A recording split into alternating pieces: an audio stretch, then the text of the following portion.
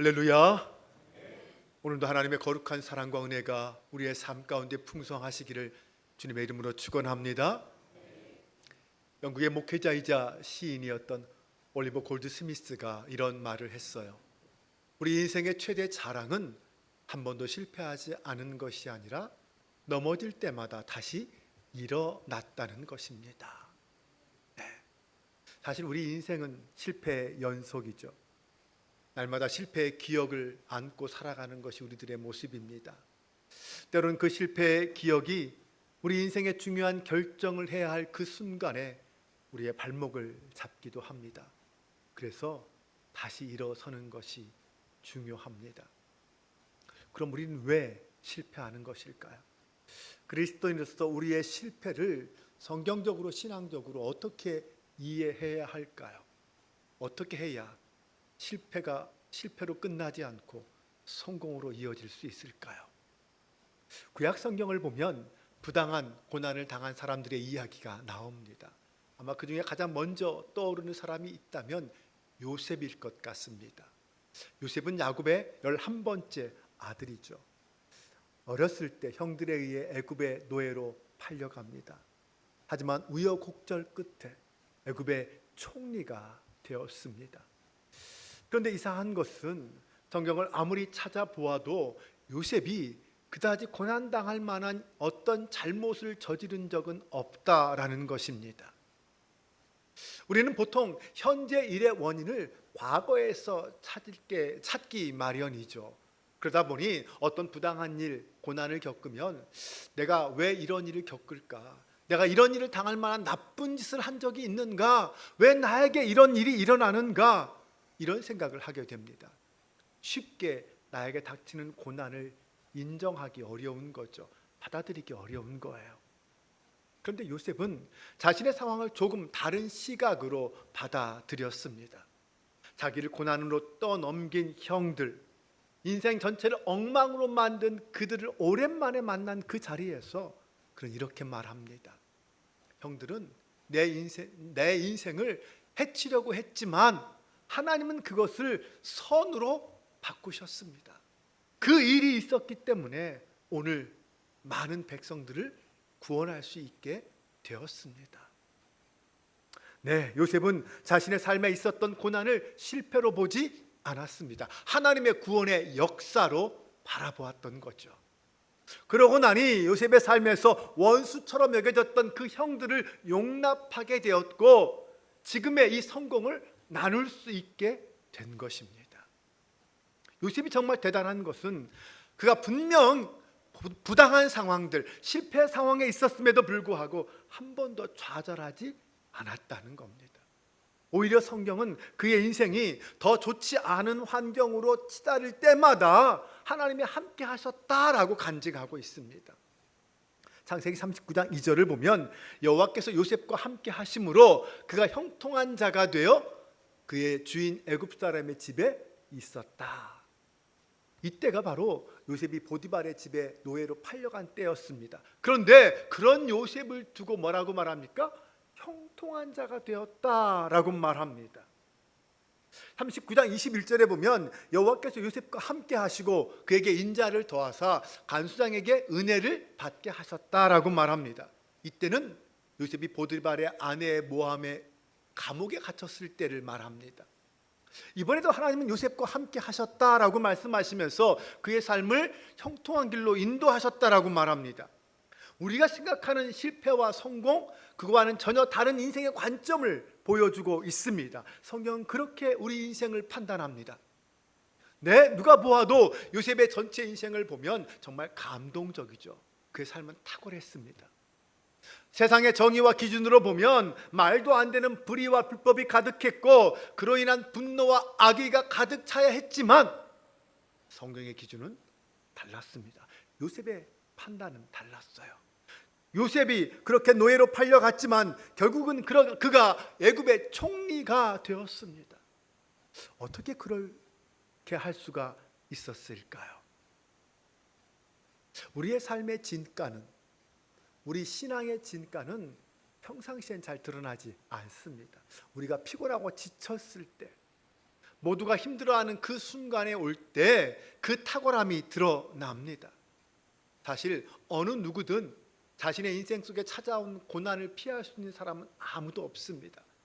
네, 누구도 없어요. 그렇다면 그것을 감수하고 받아들이는 것은 결국 내 몫이죠. 분명한 것은 고난의 순간에 불평만 하고 있어서는 달라지는 것이 아무것도 없다라는 것입니다. 그러나 그 순간 내가 해야 할 일을 찾아서 내가 하고 나면 마침내 내가 하고 싶은 일이 내게 다가옵니다. 요셉이 인생의 고난의 시간을 그저 홀려 보내지만 않았어요. 그는 하나님 앞에 자기가 해야 할 일을 했습니다. 요셉은 인생의 순간순간마다 하나님 앞에 섰어요. 요셉의 관심은 늘 하나님이었습니다. 자신이 하나님 앞에 어떤 모습으로 서 있는가, 이게 중요한 사람이었어요. 그래서 그는 이유 없이 고난을 당하고 억울한 누명을 써도 견뎌낼 수 있었던 거죠. 그의 모습을 보면 정말 바보 같지 않습니까? 바보처럼 고난 당한다고 생각할 수 있어요. 하지만 그 주변에 있던, 요셉의 주변에 있던 믿지 않는 사람들에게는 감동을 주고 있었다는 것을 우리는 알고 있습니다. 그리고 마침내 요셉은 모두가 인정하는 탁월한 사람이 되었고 하나님이 그 인생을 들어 사용하셨어요. 요셉이 보디발의 집에 노예로 팔려갔을 때 그런 능력을 인정받았습니다. 그래서 집안 모든 사물을 보는 그런 사람이 되었잖아요. 하지만 그런 요셉에게 가시 같은 존재가 있었습니다. 바로 보디발의 아내였어요. 그녀는 지치지도 않고 요셉을 유혹했습니다. 요셉은 늘 하나님 앞에 서 있는 사람이었기에 그 유혹에 넘어가지 않았지만 결국 억울한 누명을 쓰게 됩니다. 요셉이 보디발의 아내의 유혹을 뿌리치기 위해서 겉옷을 벗어두고 침실을 빠져나갔는데 보디발의 아내는 요셉이 자신을 검탈하려 했다는 거짓말을 한 것이죠. 보디발은 어쩔 수 없이 요셉을 감옥에 가둡니다. 그런데 가만히 보면 요셉은 보디발에게 어떤 분명한 신뢰를 받고 있었다는 것을 알 수 있습니다. 만일 생각해 보세요. 장군의 아내의 말을 믿었다면 한낱 노예에 불과한 그 사람을 살려 두었겠습니까? 당장 처형해도 마땅한 것 아닐까요? 게다가 그가 갇힌 감옥은 보통 감옥이 아니었어요. 아무나 들어가는 감옥이 아니었어요. 정부의 고위 관리들이 잡혀 있는 곳이었습니다. 이렇게 볼 때 보디발이 요셉을 어떻게 대우했는지 우리는 짐작할 수 있습니다.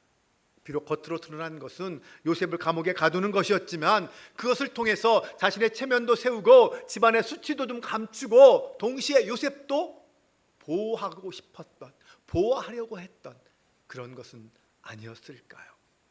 그만큼 보디발은 요셉의 인생을 통하여 감동을 받았던 사람입니다. 여러분, 누군가에게 감동을 주는 인생, 누군가의 마음을 움직이는 인생을 살았다면 참 멋진 인생, 성공한 삶을 산 것이 아닙니까? 오늘 우리 인생에도 부당한 일이 생겼을 때, 감옥과 같은 고통스러운 일이 우리 앞에 생겼을 때 우리는 그 현상만 보지 말고 그 뒤에 이면까지 볼 수 있는 눈이 있어야 합니다. 우리가 봐야 할 것은 고난 그 자체가 아닙니다. 그 고난을 통하여 하나님이 주시고자 하시는 하나님의 계획이죠. 하나님의 뜻이죠. 하나님의 마음입니다. 그것을 볼 수 있어야 합니다. 그럴 때 고난은 더 이상 고난이 아닌 것이 될 거예요. 요셉은 마치 지금 인생의 치명적인 실패의 순간을 지나고 있는 것 같이 보였습니다. 하지만 하나님은 그 순간 요셉에게 기회를 주고 있었던 거죠. 요셉이 형들을 용서하는 그 장면을 생각해 보세요. 여러분, 어떤 마음이 드십니까? 아시아연합대학의 이 신성욱 교수는 그 장면에 대해서 이렇게 해석했어요. 우리가 보통 요셉을 이야기하면 부당한 고난을 받았을 때 형들을 용서한 사람이라고 이야기하는데 요셉은 사실 형들을 용서한 적이 한 번도 없다. 왜냐하면 요셉은 형들을 미워하거나 원망한 적이 없었기 때문이다. 여러분, 그럴 수 있을까요? 요셉의 인생을 보면 상처와 미움과 원망이 그의 삶을 지배하지 않았어요. 충분히 그럴 수 있는 삶의 환경이었지만 그는 형들을 향한 미움 대신에 자신을 인도하신 하나님, 그분을 바라보았습니다. 여러분, 지금 혹시 여러분 중에 고통 가운데 계신 분이 있습니까? 누명을 쓰거나 억울한 일을 당한 분이 계십니까? 하나님이 요셉을 통하여 오늘 우리에게 도전을 주고 계십니다. 미움과 원망이 우리 삶을 지배하도록 그냥 내버려 두지 마십시오. 스스로 나서서 그것을 해결하려고 애쓰지 마십시오. 비록 원망과 미움이 지배해도 이상하지 않을 그런 상황이라 할지라도 그 속에서 하나님의 인도하심을 바라볼 수 있기를 바랍니다. 내가 하나님의 택한 백성이라는 사실을 믿으십시오. 나는 세상과 타협하지 않고 지금 일어나고 있는 이 일이, 부당한 상황이 결코 실패가 아니라는 것을 믿으시기 바랍니다. 하나님은 분명 이 일을 통하여 선을 이루실 줄로 믿습니다. 우리 인생에 후회 없는 삶을 살기 위해서 우리는 하나님 앞에 올바른 선택을 해야 합니다. 삶은 선택의 연속이라고 말하지 않습니까? 결국 행복도 비전도 불행도 선택의 문제입니다. 우리 그리스도인들은 선택받은 사람들입니다. 하나님의 선택을 받은 사람들이죠. 그것을 신학적으로 하나님의 주권이라고 말합니다. 하나님의 주권적 선택이 없었다면 오늘 저와 여러분은 이 자리에 앉아 있을 수 없었을 거예요. 하나님께서 창조전부터 우리를 택하시고 부르셔서 그 은혜가 있었기에 오늘 우리가 이 자리에 있는 줄로 믿습니다. 그런데 이 과정에서 또 한 번의 선택이 필요합니다. 바로 하나님의 선택을 받은 우리의 하나님의 부르심에 대한 응답입니다. 이것도 하나의 선택이죠. 하나님의 부르심에 긍정할 것인가 부정할 것인가 우리는 선택해야 합니다. 네, 맞습니다. 선택에는 두 가지가 있습니다. 부르시는 하나님의 선택과 응답한 우리의 선택입니다. 이 두 가지 선택을 잘 보여주는 구절이 있습니다. 이사야 43장 1절을 보면 내가 너를 지명하여 불렀나니 너는 내 것이라. 하나님의 부르심의 선택이죠. 6장 8절에 보면 내가 여기 있나이다 나를 보내소서. 하나님의 부르심에 대한 사람의 응답입니다. 네, 이것은 이사야의 선택이었다면 요셉의 경우를 생각해 보십시오. 하나님이 요셉을 선택하실 때가 언제였을까요? 그가 총리가 되었을 때 부르신 것입니까? 아니죠. 요셉이 노예가 되어서 또는 감옥에 갇혀서 어렵고 힘들 때, 고난의 시간을 견디고 있을 때, 그때 이미 요셉은 하나님의 선택 가운데 있었습니다. 모세가 민족의 지도자로 하나님 앞에 선택받을 때가 언제였을까요? 출애굽기 3장에 보면 그가 사람을 죽이고 광야로 도망쳐서 40년 동안 양치기로 있을 때 하나님이 그때 모세를 부르십니다. 여호수아는 언제 선택을 받았을까요? 여호수아는 자신의 리더였던 모세가 죽자 두렵고 떨렸습니다. 그때 하나님은 여호수아에게 강하고 담대하라 라고 부르시면서 그때 그를 선택하셨습니다. 다윗은 어떻습니까? 하나님이 다윗을 불러서 기름 부으심 받은 때는 그가 잘 나갈 때가 아니었습니다. 네, 무명의 신분으로 양치기를 하던 때였어요. 아버지의 양을 치던 때였어요. 아버지의 형들에게 무시받던 때였습니다. 이 모든 걸 살펴볼 때 하나님이 누군가를 선택하실 때는 그의 인생이 화려할 때가 아니었습니다. 세상적인 눈으로 보면 가장 비참하고 가장 낮아졌을 때, 내세울 것이 아무것도 없을 그때 하나님이 그를 부르셨습니다. 왜 그러셨을까요? 만약 누군가가 잘 나갈 때 하나님이 그를 선택하신다면 그는 자신이 선택받은 이유를 나의 어떠함 때문이라고 생각할 거예요. 내가 능력이 좋아서, 내가 이뻐서, 내 집안이 잘나서 좋아서 이렇게 생각할 수 있습니다. 하지만 그때는 겸손할 수 없습니다. 그러나 우리가 가진 것이 없으면 우리는 겸손해집니다. 여러분, 겸손해야 하나님의 부르심이 들리고 보인다는 것 기억해야 합니다. 하나님의 부르심이 보이지 않고 들리지 않는다면 지금 내가 겸손하지 않다라는 것입니다. 그래서 여러분, 인생의 깨짐을 경험했습니까? 아픈 상처가 있습니까? 그런 사람은 하나님의 부르심을 더 선명하게 들을 수 있습니다. 지금 열심히 공부해도 성적이 오르지 않습니까? 아무리 노력해도 수능 점수가 오르지 않아요? 친구들 중에 내가 연봉을 제일 적게 받고 있습니까? 아니, 수십 번 지원을 해도 취업이 안 되어서 여전히 백수입니까? 명퇴를 당했습니까? 그래도 괜찮습니다. 하나님은 세상의 기준으로 우리의 어떠함을 판단하지 않으십니다.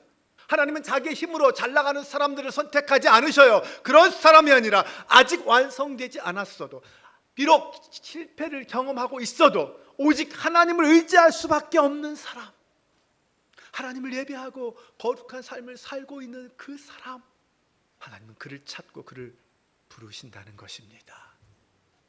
고린도전서 1장 27절은 이렇게 말합니다.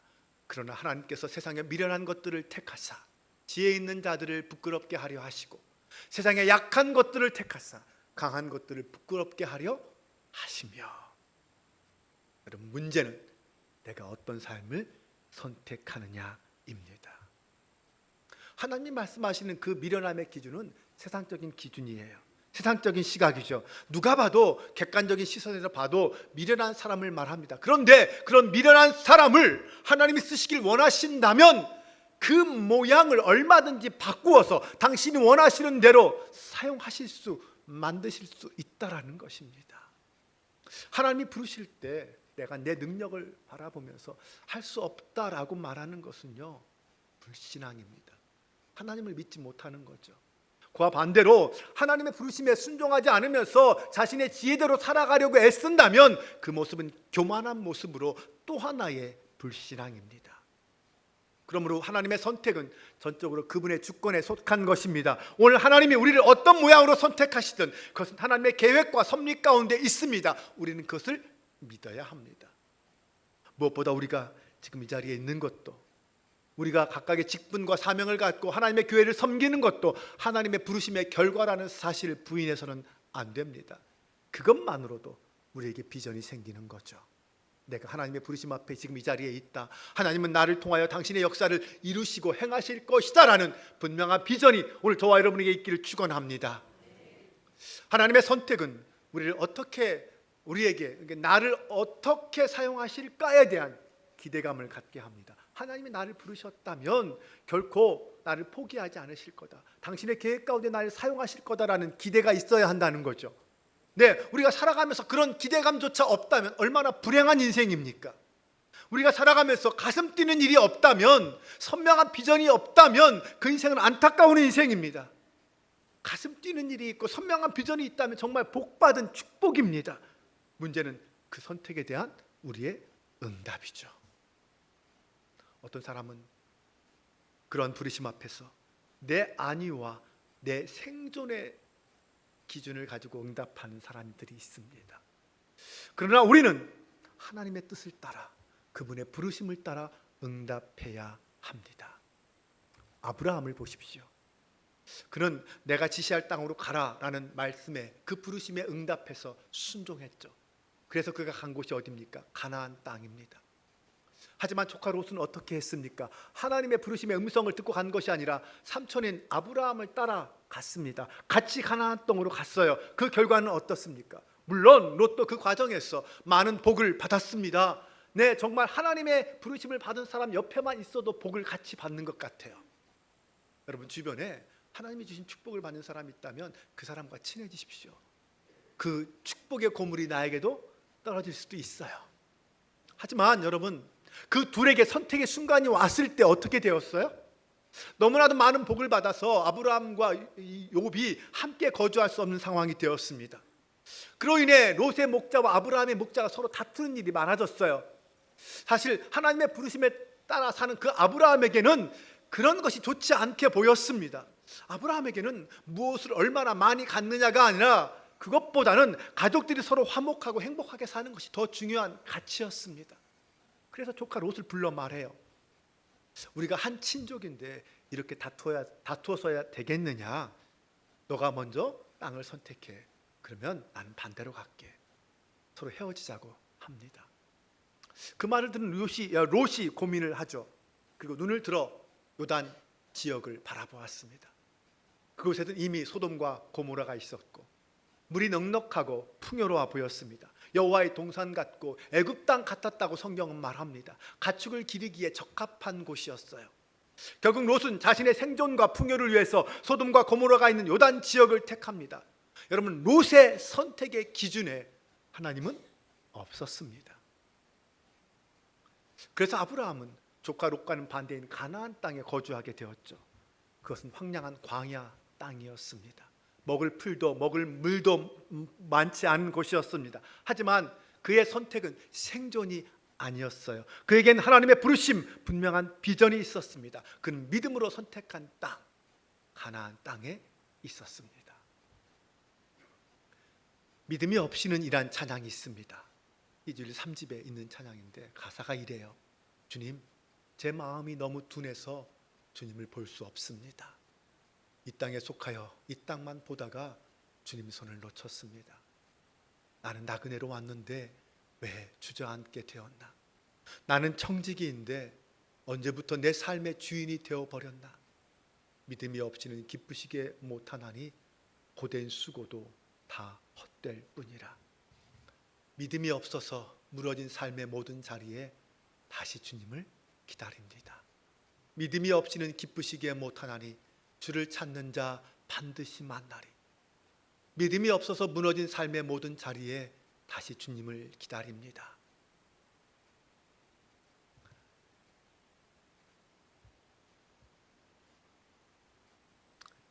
여러분, 우리 삶의 선택에는 중간이 없어요. 믿음이 있지만 하나님과 별로 관계없는 물이나 군중으로 살아갈 수 있습니다. 믿음이 있기 때문에 제자로 살아갈 수 있습니다. 우리는 이 둘 중에 하나를 선택해야 돼요. 생존을 위해 아름다운 땅을 선택했던 롯, 그는 나중에 모든 것을 다 잃었습니다. 그러나 하나님의 영광을 위해 버려진 땅을 선택했던 아브라함은 믿음과 축복의 조상이 되었습니다. 이것이 바로 성경이 이야기하는 비전 있는, 믿음 있는 삶의 원리입니다. 과연 여러분은 생존과 비전 사이에서 무엇을 선택하시겠습니까? 무엇이 우리 인생의 후회 없고 현명한 선택이 될까요? 살아가면서 우리의 선택은 분명 한 변으로 끝나지 않을 것입니다. 계속해서 우리 앞에 선택의 순간이 다가올 것입니다. 그때마다 올바른 선택, 하나님의 영광을 위한 선택이 있기를 축복합니다. 사실 우리의 삶에서 가장 중요하고 무서운 것이 있다면 그것은 아마 돈일 겁니다. 뭐니 해도 머니죠. 네, 우리의 선택의 수많은 이유와 목적은 대부분 다 돈과 관련되어 있습니다. 그것은 돈이 우리 생존과 밀접한 관계가 있기 때문이죠. 그런데 우리는 자주 그 돈을 주시는 분이 하나님이라는 사실을 잊고 살 때가 많습니다. 내가 하나님 앞에 선명한 비전의 삶을 살아갈 때 하나님이 내 인생을 책임져 주십니다. 돈의 적고 많음의 문제가 그것이 중요하다기보다 하나님의 인도하심에 따라 순종하는 삶이 가장 복된 삶이요 복된 믿음인 줄로 믿습니다. 여러분, 생존에 매달리지 않는 사람의 특징이 있어요. 그것은 헌신입니다. 네, 생존에 매달리지 않는 사람은 온전한 헌신을 합니다. 믿음과 비전이 없는 사람의 헌신은요, 가식이죠. 그런 헌신은 오래가지 못합니다. 금방 짜증나고 지치죠. 헌신하고자 한다면 우리는 먼저 하나님이 부르시는 구별된 삶의 자리로 나아가야 합니다. 여러분, 다니엘과 그의 세 친구 사드락과 메삭과 아벳느고를 바라보세요. 네, 그들은 우상 앞에 바쳐진 재물을 먹지 않기로 결심합니다. 그때 주변의 다른 사람들이 그들을 어떻게 생각했을까요? 참 유별나다, 바보 같다라고 생각하지 않았을까요? 얼마나 이상한 눈으로 그들을 바라보았을까요? 가만히 3년만 버티면 출세가 보장되는데 왜 그렇게 굳이 유별나게 위험한 짓을 할까? 이런 생각하지 않았을까요? 하지만 그들의 관심은 권력이나 명예가 아니었습니다. 그들의 관심은 예배였고 하나님의 뜻이요 말씀이었습니다. 그들은 하나님께 인생을 맡긴 사람이지 세상 권력에 의지하는 사람들이 아니었어요. 그래서 그들은 스스로 세상 속에서 왕따가 된 것입니다. 그들은 미운털이 박혀서 왕따가 된 것이 아니에요. 삶의 가치가 달라서 스스로 왕따를 선택한 것입니다. 세상의 가치를 뛰어넘는 하나님의 비전 때문에 스스로 세상 속에서 외로운 선택한 것입니다. 사랑하는 여러분, 헌신에는 언제나 대가가 따릅니다. 그로 인해 왕따가 될 수도 있어요. 펄펄 끓는 풀물불 속에 던져질 수도 있습니다. 으르렁거리는 배고픈 사자가 가득한 사자굴로 던져질 수도 있습니다. 설령 하나님께서 구해주시지 않아도 그들의 선택은 변하지 않았습니다. 포기하지 않았어요. 하지만 하나님은 그 선택을 헛되게 하지 않으셨어요. 오히려 하나님의 놀라운 영광을 드러내고 하나님의 살아계심을 보여주는 시간으로 삼았습니다. 그들 때문에 주변에 있는 다른 사람들이, 이방 사람들이 살아계신 하나님을 만나고 고백하게 된 줄로 믿습니다. 이것이 오늘 우리가 믿음으로 헌신을 결단해야 하는 이유입니다. 이것이 믿음의 사람들이 생존에만 매달리지 않는 삶을 살아야 하는 이유입니다. 오늘 우리의 삶이 하나님에 대한 전적인 신뢰 앞에서 믿음의 헌신을 결단할 수 있기를 바랍니다. 요셉처럼, 아브라함처럼, 다니엘과 세 친구같이 세상에 감동을 주는 사람, 세상에 주목하는 사람, 세상 속에 하나님의 살아계심을 보여주는 사람이 되시기를 축원합니다. 그것을 위해서 우리 가슴에 하나님이 주신 선명한 비전을 새겨야 합니다. 그리고 그 비전을 따라 생존이 아닌 비전을 선택해야 합니다. 주님, 오늘 나에게 가슴 뛰는 비전을 주옵소서. 그 비전을 향해 믿음으로 달려가게 하옵소서. 우리 함께 찬양합시다. 믿음이 없이는 이란 찬양인데, 우리 아까 제가 가사를 읽어드렸죠. 그 가사의 고백이 오늘 저와 여러분의 고백인 줄로 믿습니다. 우리 믿음으로 고백하며 이 찬양 함께 나아가겠습니다.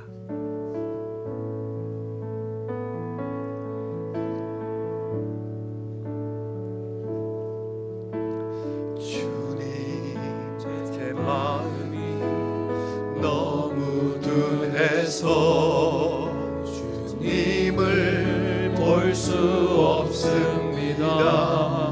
이 땅에 속하여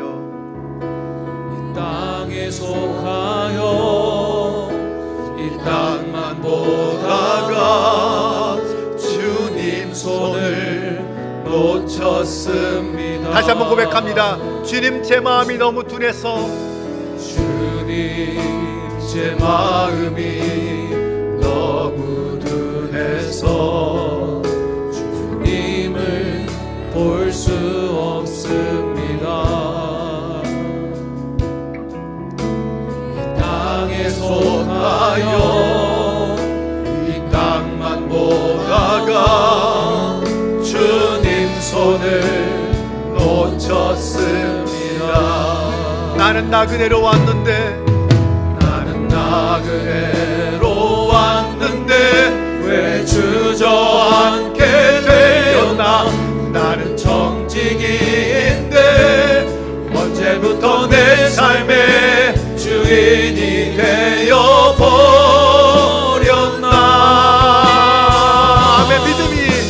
믿음이 없이는 기쁘시게 못하나니 고된 수고도 다 헛될 뿐이라. 믿음이 없어서 무너진 삶의 모든 자리에 다시 주님을 기다립니다. 주님, 제 마음이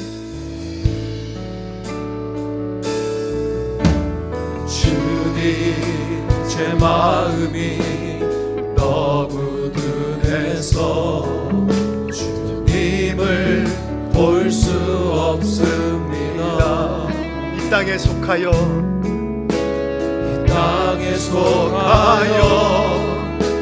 이 땅만 보다가 주님 손을 놓쳤습니다. 아멘. 나그네로 왔는데 나는 나그네로 왔는데 왜 주저앉게 되었나.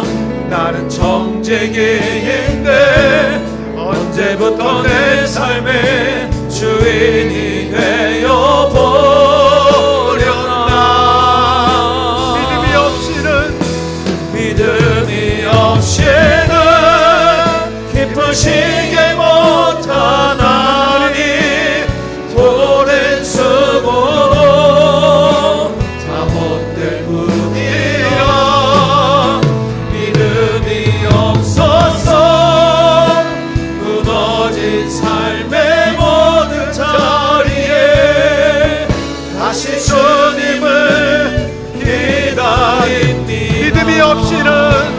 믿음이 없이는 기쁜 시에 못하나니 고된 수고로 다 헛될 뿐이라. 믿음이 없어서 끊어진 삶의 모든 자리에 다시 주님을 기다립니다. 다시 주님을 기다립니다. 다시 주님을 기다립니다. 우리 함께 눈을 감고 기도하겠습니다. 우리는 그리스도인들입니다. 구원받은 하나님의 사람들입니다.